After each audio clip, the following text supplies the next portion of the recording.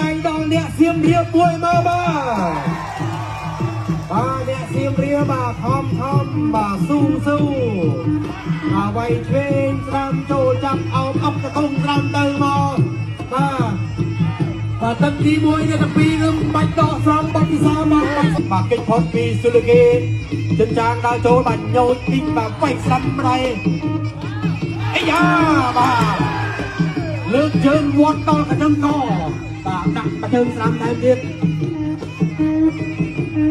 បាក់ដៃវាយឆ្វេងកាត់តាមចូលមុខពីដៃរងនេះទៅបាទចិនចាងដល់ចូលបត់កាត់មកជើងស្ដាំវាយឆ្វេងម្ដាយទៀតចូលវាយស្ដាំម្ដាយចូលមុខបាទមានឱកាសហើយគាត់មកជើងស្ដាំដល់ក្រោមបាទគាត់មកជើងស្ដាំដល់ជើង 1 2 3 4 5 6 6បាទកំពុងតែប្រមូលស្មារតីរបស់ខ្លួនបាទប្រមូលស្មារតីយ៉ាងម៉េចហើយបាទបន្តครับអីបាទចិនចាងមានដល់ចូលបត់កាយមួយដល់ចូលទៀតបាច់ស្ដាំដៃដែរទៀតបាត់មកជើងស្ដាំដល់ចូលទៀតបាច់ស្ដាំដៃទៀតបាទចិនចាង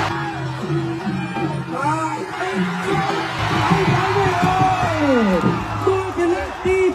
2បាទលោកអញ្ញាកដាលបាទគាត់បាទបញ្ចប់ការប្រកួតនេះតែម្ដងបាទជើងចា